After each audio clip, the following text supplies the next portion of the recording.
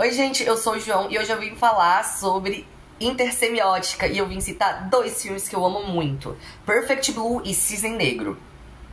O que é a intersemiótica? A intersemiótica é um termo criado pelo semiólogo Roman Jakobson, que ali trata da tradução de um código semiótico para outro. Por exemplo, quando um filme ele vira adaptação, né, um livro vira adaptação de um filme, ou então, como é o caso aqui, um anime ganha adaptação live action.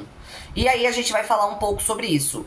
O Jacobson falava que toda tradução é apenas de palavra para palavra, mas a mensagem transportada entre linguagem pode mudar, como é o caso entre Perfect Blue e Cisne Negro, que conversa com esse último que eu citei, mesmo que eles tenham suas diferenças. Para começar, o que é Perfect Blue?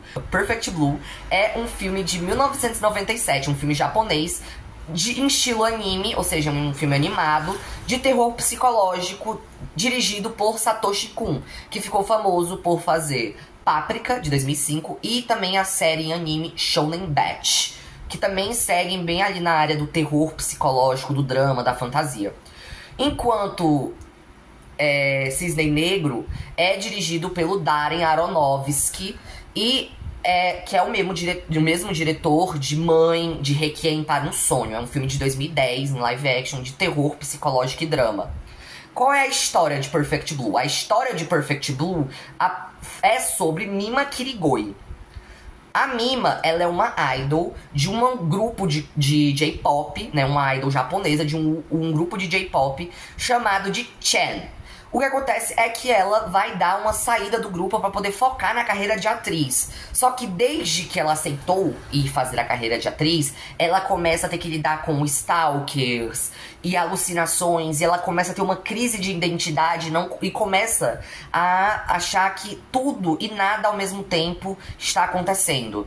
Enquanto em Perfect Blue acompanhamos a jovem Nina, que vai para um estúdio de balé para poder fazer parte ali da peça O Lago dos Cisnes como o Cisne Negro.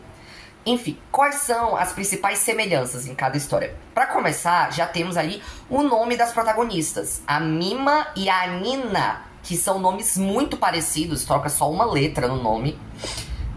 Tem cenas que estão em Cisne Negro que é tipo um copia e cola do Perfect Blue. E quando eu falo copia e cola, é no quesito de homenagem mesmo. Por exemplo, há uma cena que a Nina tá no estúdio de dança dançando e ela começa a ver o reflexo dela se mexendo no espelho sem ela ter se mexido, como se fosse uma outra pessoa ali que é idêntica a ela. Essa mesma cena acontece em Perfect Blue, onde a Mima tá pegando um metrô e ela vê pela janela do metrô o reflexo dela, só que ela vestida de idol e falando que ela não quer atuar.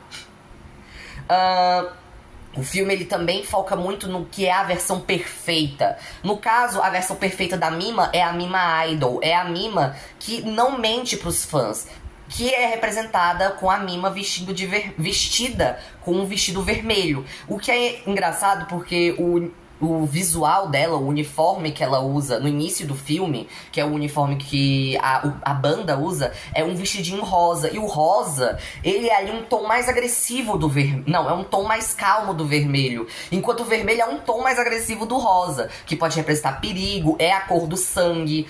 E a gente vê muito desse embate. Enquanto a Nina perfeita é a Nina que tá vestida de cisne negro, né? E isso a gente vê muito, essa dualidade, quando elas dançam. E aí a gente vê a Nina normal e a Nina cisne negro. Assim como também tem as cenas de perseguição em Perfect Blue, que a Mima começa a correr atrás da Mima perfeita, da Mima falsa, por assim dizer. Só que Perfect Blue e Cisne Negro têm suas diferenças. Um exemplo disso é que em Perfect Blue a gente tem a presença de um stalker, que é inspirado na figura real de Ricardo Lopes, que foi o cara que stalkeou a cantora Bjork lá nos anos 90. Esse caso é bem famoso. Enquanto em Cisne Negro a gente não tem a presença desse stalker.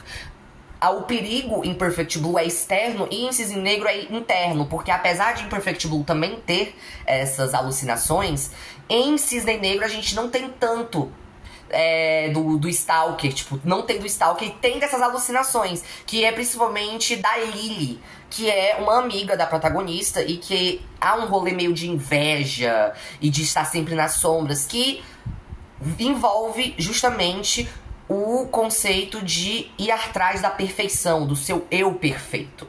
No geral, o que aprendemos aqui? Perfect Blue e Cisne Negro são obras que, apesar de serem uma adaptação da outra, funcionam diferentemente e que mostra como a intersemiótica ela acontece nesse meio. A gente vê que a intersemiótica ela tá aí nas diferenças e semelhanças que a gente tem das duas personagens, tanto da Mima quanto da Nina, quanto também de outros aspectos do filme. Inclusive, o próprio a Darren Aronofsky usou outras cenas de Perfect Blue em outros filmes, como é o caso de Requiem para um Sonho, em que tem uma personagem de Requiem para o Sonho que ela tá numa banheira, ela bota a cabeça dentro da água e ela começa a gritar.